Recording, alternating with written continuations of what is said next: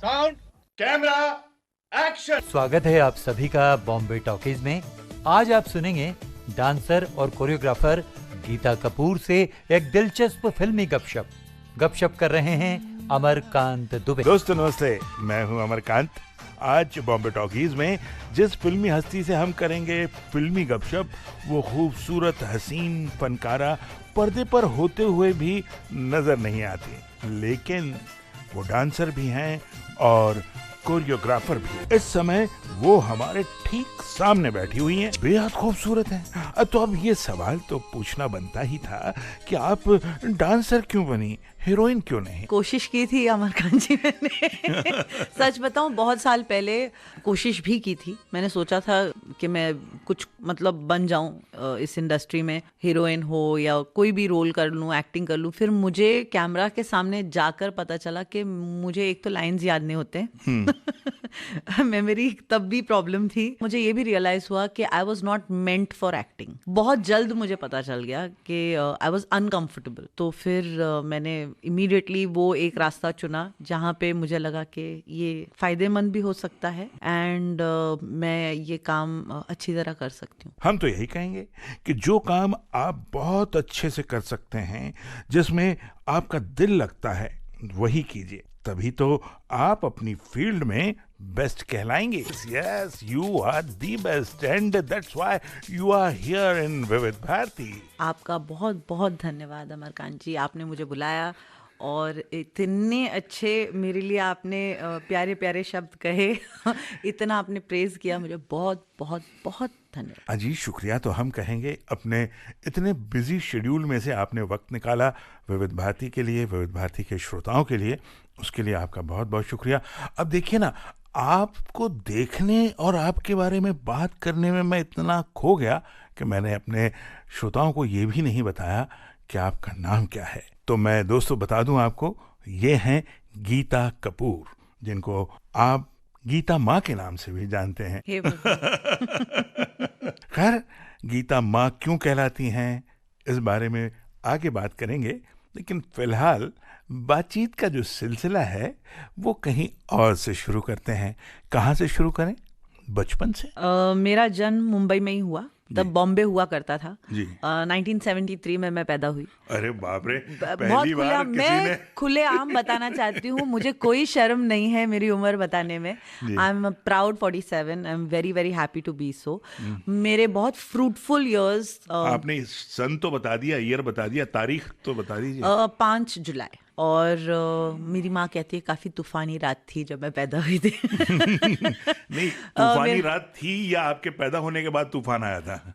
वो आज तक आ रहा है सर हर दिन हर साल मेरी माँ कहती है कि आज 5 जुलाई है, आप देखो कितनी जम के बारिश होगी, और हर बार ऐसा होता है जी।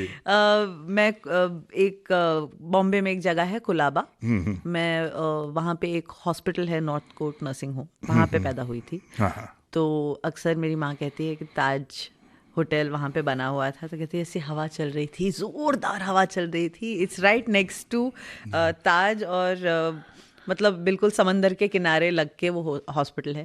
तो मेरी माँ कहती तूफानी बारिश हो रही थी, हवा चल रही थी, खिड़कियां खड़खड़ा रही थी मतलब फिल्मी सिचुएशन थी। बिल्कुल बिल्कुल। उनका वो जब नरेशन देती हैं हमें और जब बताती हैं, उनका अंदाज बड़ा फिल्मी होता है। जी जी जी। तो बहुत प्यार से वो बयां करती हैं ये पूरा ये जो किस्सा है। But yeah so I am born here, brought up here, वहीं पे स्कूलिंग हुई मेरी। अच्छा। And saint Ann's high school में मैं पढ़ती थी, एंड बस वहाँ से फिर जर्नी की शुरुआत हुई। तो फिर जब आप पढ़ती थी, जब बचपन, जो आपके बचपन के दिन थे, उन दिनों में ही आपको फिल्मों से लगाव हो गया था? यानी जब थोड़ी समझ आई और तो फिल्मों से लगाव हो गया था? नहीं सर, वहाँ पे इतना मुझे कुछ अंदाज़ा नहीं था। बस इतना पता था सुबह उठना है, स्कूल जाना है, वापस आना है। बहुत सिंपल सी लाइफ थी। घर बहुत छोटा था, हमारे हालात ऐसे कुछ अच्छे नहीं थे, लेकिन स्कूल में मेरी माँ ने बहुत अच्छे स्कूल में डाला था। तो आई थिंक उनका काफ़ी वक्त मेरे पेरेंट्स का इस मामले में बीत गया कि उनको पैसे जुटाने थे और मुझे सबसे अच्छी एजुकेशन देनी थी. सो आई थिंक उनका वक्त उसमें चला गया और मेरा वक्त पढ़ाई में चला गया. So as long as I was in school मुझे सिर्फ इतना याद है कि मुझे पढ़ाई करनी है, बहुत अच्छी तरह करनी है एंड कुछ बनना है. तो बेसिकली डांसिंग का चलन चला. मॉम ऐसे चाहती थी कि मुझे बिजी रखें क्योंकि स्कूल 3:30 बजे ख़त्म हो जाता था. मैं ट्यूशन वगैरह नहीं करती थी तो मैं घर पे ही पढ़ाई करती थी जब तक मम्मी नहीं आती. तो मम्मी को लगा कि इनको बिजी कैसे रखा जाए क्योंकि घर छोटा था, दोस्त आ नहीं पाते थे, मैं किसी के घर नहीं जाती थी अक्सर. तो मुझे बिजी रखने के लिए मम्मी ने मुझे क्लासेस ज्वाइन करवाए. तो एक मेरी फेलो स्टूडेंट क्लासमेट थी जिनकी मम्मी क्लासेस भरतनाट्यम की लेती थी. तो कफ परेड में वो लेती थी तो मैं वहाँ पे उनके घर चली जाती थी क्लासेस करने के लिए. एंड उसके अलावा वीकेंड्स पे मम्मी had put me in folk dance classes. तो मैं फोक डांस क्लासेस करती थी क्योंकि उनको लगा कि मुझ में रिदम है या बीट है. तो वो हमेशा कहती थी कि you have a very good sense of rhythm and very good sense of beat. तो स्कूल के दौरान ही उन्होंने मुझे बिजी रखने के लिए क्लासेस में डाल दिया था. तो ऐसा नहीं था कि मतलब एज कि आगे जाके ये कुछ करेंगी, just to keep me busy. वो कुछ ना कुछ एक्टिविटीज़ क्योंकि वो समय नहीं दे पाती थी और जिस दिन उनके पास समय हुआ करता था तो वो मुझे पार्क लेके जाती थी. एंड वैसे वो करती क्या थी, मतलब कोई जॉब वगैरह करती? मेरी माँ ने बहुत सारे जॉब्स किए हैं and she is also been a teacher. She used to teach primary school children in her days. तो that was the time when she was teaching other children. तो मतलब ये डांस तो फिर आप बचपन से आपने सीख लिया जी. और भले कारण कोई भी रहा हो जी. कि बिजी रहने के लिए या जी. ये, लेकिन जब एक बार डांस सीख लेते हैं तो जब फिल्में देखते हैं तो फिल्मों में जो डांस देखते हैं तो कहीं ना कहीं हमारे, चूंकि जिसको डांस नहीं आता उसके भी पैर थिरकने लगते हैं. तो आप तो डांस सीख चुकी थी जी. तो जाहिर है कहीं ना कहीं आप कनेक्ट अपने आप को कर रही थी वहाँ. तो फिर कब आपने सोचा कि मुझे फिल्मों में जाना चाहिए? बहुत लेट, बहुत मतलब जब मैं स्कूल छोड़कर कॉलेज की शुरुआत ही हुई थी तभी. तो तब मुझे समझ आया कि मे बी, क्योंकि होते हैं ना एनुअल फंक्शंस में आपको अंदाजा हो जाता है कि आपको किस तरह के रोल मिल रहे हैं, क्या हो रहा है. तो I used to always like get the singing dancing kind of roles. तो मुझे लगा कि अच्छा दिखती तो मैं अच्छी हूँ. और मेरी मम्मी की आदत थी कि हर ओकेजन पे, वो बर्थडे हो या क्रिसमस हो या न्यू ईयर हो या दिवाली हो, वो फोटो स्टूडियो में जाके फोटो हमेशा निकालती थी. उन दिनों में फोटो स्टूडियो हुआ करते थे क्योंकि अगर कैमरा खरीदने के पैसे नहीं तो easiest thing is go to a photo studio and click a picture. तो कुलाबा में एक फोटो स्टूडियो हुआ करता था, वो उनकी दोस्ती थी उनके साथ. तो वो वहाँ पे जाती थी and he love to click my pictures, that gentleman over there. तो एक अंकल थे वहाँ पे, वो अच्छे फोटो निकालते थे. अच्छा. काफी सालों तक उन्होंने हमारे फोटोज निकाले ऐसे. तो एक दिन उन्होंने कहा कि let me do like a portfolio with her. तो ऐसे मतलब ऐसे कुछ प्रोफेशनल नहीं था बट मम्मी ने मेकअप किया और ऐसे. तो बोले कि हाँ हाँ I think she has that spark in her. फिर as you move on stage shows आते हैं तो मॉडलिंग ऐसे कि रैंप शोज कर लो. एनुअल फंक्शन में भी ऐसे ही होता था कि रैंप शोज कर लो टाइप्स. तो वहाँ से एक अंदाज़ा लग गया कि शायद maybe this is the path I should choose. लेकिन simultaneously I was also, I wanted to become an air hostess. वो था मेरे दिमाग में कि मुझे एयर होस्टेस बनना है क्योंकि एयर होस्टेस बनूंगी तो दुनिया भर घूम सकती हूँ एंड वो मेरे पैसे नहीं लगेंगे. उस काम के पैसे भी मिलेंगे और उनके खर्चे पे मैं दुनिया घूमूंगी. तो वो मेरा बड़ा मन था करने के लिए. तो कैसे आप डांस के फ्लोर यानी फिल्मी फ्लोर तक पहुंची? तो मैं बेसिकली जब ये रैंप शोज करती थी या ये कॉम्पिटिशन्स में जाती थी जहाँ पे थोड़ा सा मतलब you know you do these fashion shows या कॉम्पिटिशन्स होता था कि miss so and so, miss so and so. तो वो वाले एक शोज में एक ग्रुप हुआ करता था जो 2 लड़के 2 लड़कियां नाचती थी. एंड एक शो ऐसा था जिसको वीडियो टेप, उन दिनों में वीडियो टेप हुआ करता था.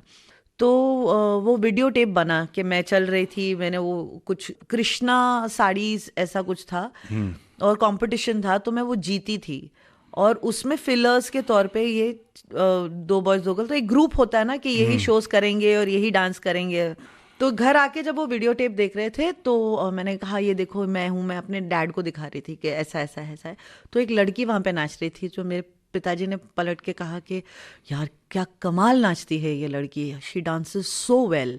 एंड वो बात मुझे बड़ी बुरी लगी क्योंकि मेरे फादर ने मुझे प्रेज इतना नहीं किया था जितना उस लड़की को किया था, तो मुझे बड़ी ईर्ष्या हुई। I said how can he praise somebody else. तो मैंने वो वीडियो टेप बार बार देखा एंड आई लर्नड एवरीथिंग। तो जो लड़की कोरियोग्राफ करती थी उन सीक्वेंसेस को, वो मेरी दोस्त थी। तो वो फैशन शोज भी कोरियोग्राफ करती थी। तो एक दिन उन्होंने कहा कि यार वो लड़की जो नाच रही थी हमारे ट्रूप में, वो बीमार हो गई है। तो मैं बोला अच्छा, सो सैड। तो अंदर तो खुशी हुई होगी। नहीं, सो सैड तो मैंने कह दिया कि मतलब बिकॉज वो बहुत अच्छी डांसर थी और उन्होंने एक दो बार मुझसे ऐसी बातें की थी। तो बोले कि अब लेकिन मेरा शो आ रहा है, मुझे कलकत्ता जाना है और मुझे रिप्लेसमेंट चाहिए उस लड़की के लिए, वो बीमार हो गई है। तो बोले यार तू तो अच्छा खासा कुछ ना कुछ कर ही लेती है, you have a good sense of rhythm, try करेगी करने के लिए? तो बोला हाँ ट्राई तो मैं कर सकती हूँ। और फिर मैंने जाके वहाँ पे ना, आजकल के लैंग्वेज में कहते हैं ना, फाड़ दिया। तो मैंने जाके वहाँ पे वो पूरा सीक्वेंस मुझे आता था, तो वो बड़ी शॉक्ड थी। तो बोले कि यार तुझे तो सब कुछ आता है। तो मैंने कहा हाँ मुझे आता है। तो मैंने कहा यार ऐसी ऐसी बात है, my dad loved her performance और वो मुझे बात खटकी। तो मैंने ना ये परफॉर्मेंस देख देख के सीख लिया है। तो बोले तू करेगी शो? तो मैंने कहा बिल्कुल करूँगी। तो मम्मी को पूछा, अब तब उन दिनों में मम्मी हर जगह जाती थी मेरे साथ, तो मम्मी भी गई तो उनका भी टिकट बुक करना पड़ा। फिर हम गए शो करने के लिए। शो करके वापस आए तो उस लड़की ने फ़ोन किया मुझे और कहा कि thank you so much for filling in for me, आप बहुत अच्छी डांसर हैं और मैंने आपके बारे में बहुत कुछ सुना है, मैं भी अपना ट्रूप शुरू कर रही हूँ, किसी दिन अगर मैंने बुला लिया आप कर लोगे मेरे लिए? तो मैंने कहा डेफिनेटली, व्हाई नॉट। बस मुझे वो एक अंदर जो था ना वो नहीं, वो मुझे करना था कि उनकी जगह पे। और फिर मैं I brought that video again for my father and said मैंने ये डांस किया। बिल्कुल। तो अब बोलो। तो उन्होंने कहा very good, I am, he didn't understand, वो उनको नहीं समझ में आया कि मैंने ऐसा क्यों किया। बट आगे जाके उस लड़की ने, जब मुझे एक दिन बहुत कुछ सालों के बाद उनको किसी ने याद दिलाया कि एक लड़की है डांस करती है, तब तक मैंने डांस करना शुरू कर दिया था। प्रोफेशनली मुझे ज़्यादा ऑफर्स आए डांस करने के लिए उस शो के बाद। तो एक दिन वही लड़की का फ़ोन आया, she said will you come, I am doing a show on my own, मैं कोरियोग्राफर बन चुकी हूँ अब। एंड सो आई सेड हाँ मैं आ जाऊँगी। और वो दिन है और आज का दिन है, हम साथ हैं। वो लड़की का नाम फारा खान था।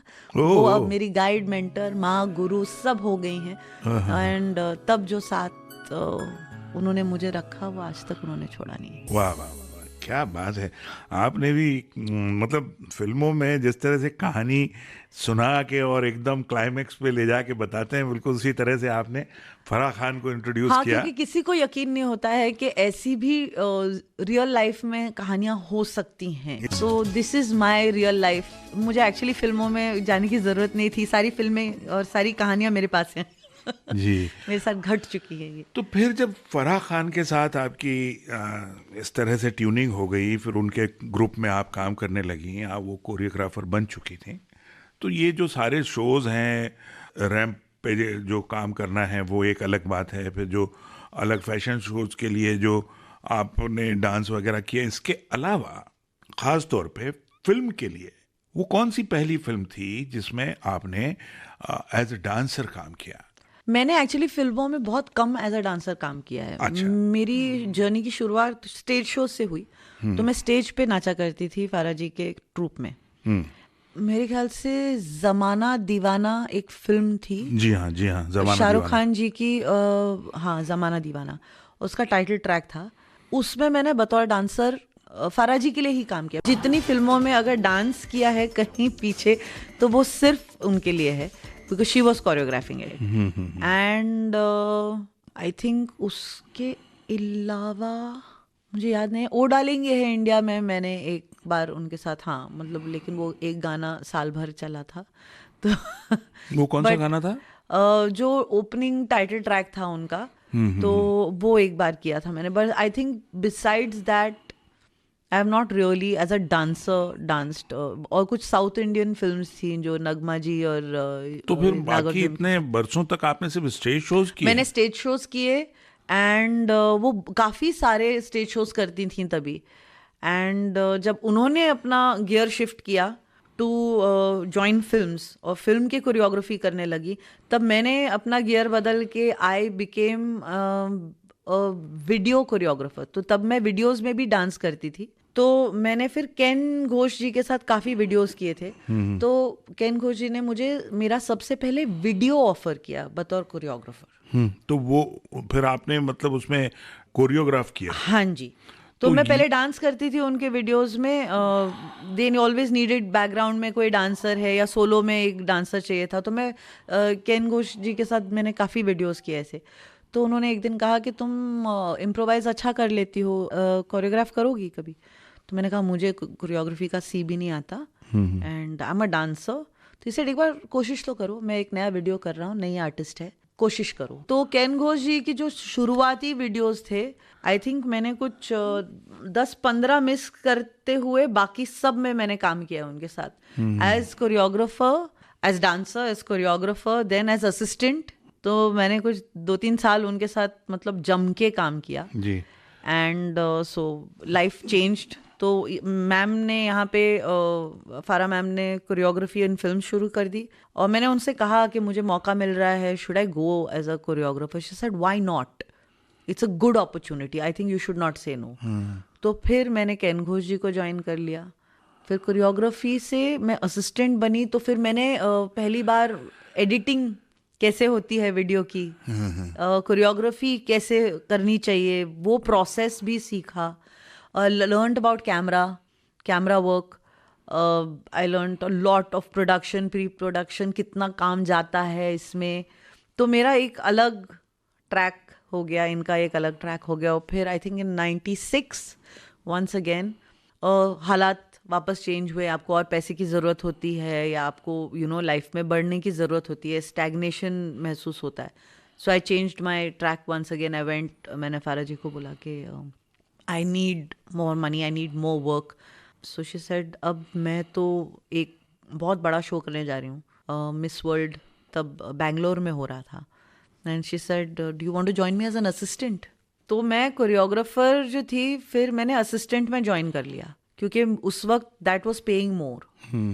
तो 96 में मैंने उनको एज असिस्टेंट कोरियोग्राफर ज्वाइन किया, और तब से लेके अब तक I do choreography, assistant, choreography, assistant, and life is very good. तो इस दौरान ये जो शोज होते थे, इनमें कुछ गाने बताइए, कोई फिल्मी गाने ऐसे रहे हों जिन पर आपने डांस किया हो? ऑन द शोज, हाँ, shows इवेंट्स पे मैंने सर बहुत सारे गानों पे डांस जिनको किया है। हम आपके दर्शक और हमारे श्रोता जो हैं उनको हम सुनवा सकें। मेरे सबसे फेवरेट शोज रहे हैं बच्चन साहब, श्रीदेवी जी और अनिल कपूर जी एक शो करते थे, हम उनके साथ ट्रैवल करते थे एक टूर पे।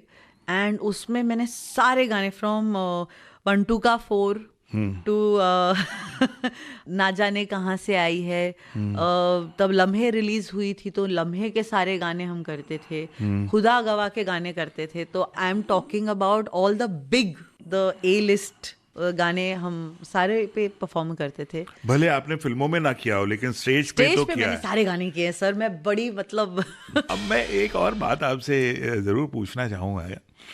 बातें तो बहुत सी हैं, लेकिन एक और गाना है जिसमें आप, 2 गाने हैं शायद, जिसमें मुझे ऐसा लगता है कि मैंने देखा है आपको। एक तो चल छैया छैया में भी शायद आप नजर आई थी।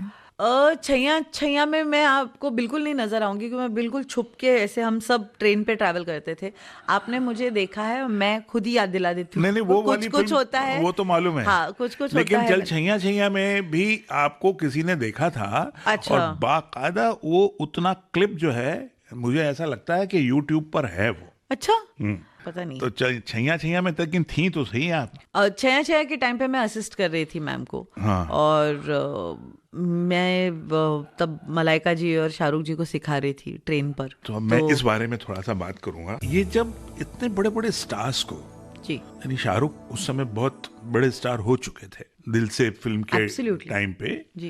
एक खास बात और भी है कि वो दिल से फिल्म में प्रोग्राम एग्जीक्यूटिव रहते हैं रेडियो में। ऑल इंडिया रेडियो में, और उनका नाम रहता है Amarkant. Correct. Oh my God, what a coincidence. नहीं, वो यहीं से लिया होगा, मुझे ऐसा लगता है। कमाल है। तो मैं ये पूछना चाह रहा था आपसे कि जब आप इस तरह से बड़े बड़े स्टार्स को सिखा रहे होते हैं जी। तो वो किस तरह से, मतलब क्या कोई इस दौरान कोई दिलचस्प किस्सा, कभी कुछ ऐसी बात जो याद रह जाए, कुछ याद आती है आपको? सर, मेरी जर्नी में मुझे लोगों का अंदाज जो है और एटीट्यूड जो है वो सबसे ज़्यादा याद रहा है। हर एक आर्टिस्ट का अपना एक अंदाज और अपना एक एटीट्यूड रहता है।